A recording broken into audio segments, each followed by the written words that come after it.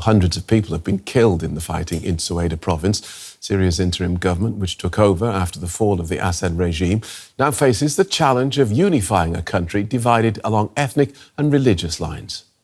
You know, it's honestly exhausting to talk about Syria sometimes. Not because it's not important, it is, but because every time we think there's a glimmer of hope, it fades. Now hundreds are dead in Suweida, and once again the world is left asking, can this country ever hold together again? The interim government, which stepped in after Assad fell, is supposed to bring unity. That's the word they keep using, unity. But what we're seeing now is far from unified.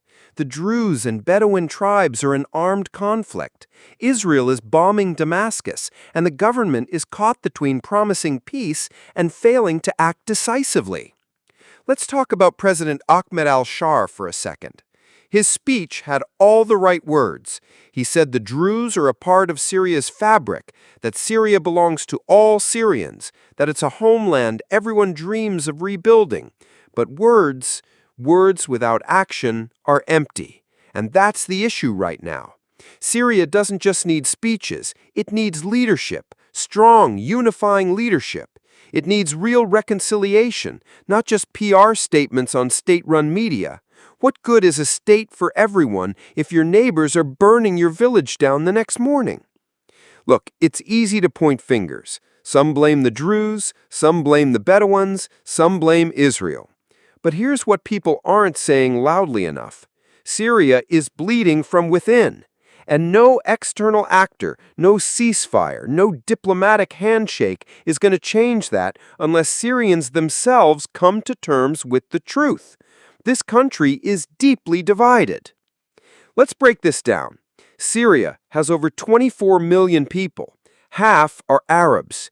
There are Alawites, Kurds, Levantines, Sunnis, Shias, and tiny but proud communities like the Druze, just 3% of the population, but they are at the center of a national crisis.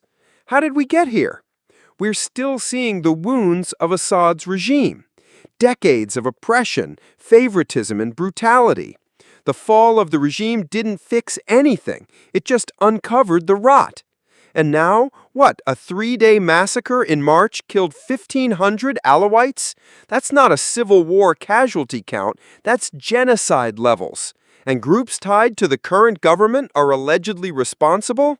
If true, that's a war crime. Amnesty says it needs investigating. But is anyone really held accountable in Syria anymore? Let's be honest, the idea of a functioning Syrian government feels like a fantasy. With the economy shattered, infrastructure gone, people exhausted from war and sanctions, who's left to rebuild? And don't even get me started on the ceasefire. A few hours of calm is not a ceasefire, it's a pause in chaos. Nothing was negotiated. No sides sat down. It was more like, you shoot me, I shoot you. We take a break, then shoot again. I don't care what experts call it. A ceasefire without dialogue is just a lie. And here's the scariest part. We're reaching a point of no return.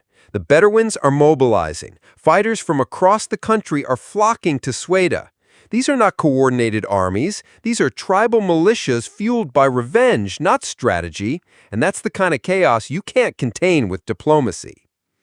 Even the experts interviewed sounded grim. There's no real ceasefire, they said, and I agree. It's all pretend. We've seen this movie before. Fake peace followed by real bloodshed. Damascus can't send troops without risking more Israeli airstrikes.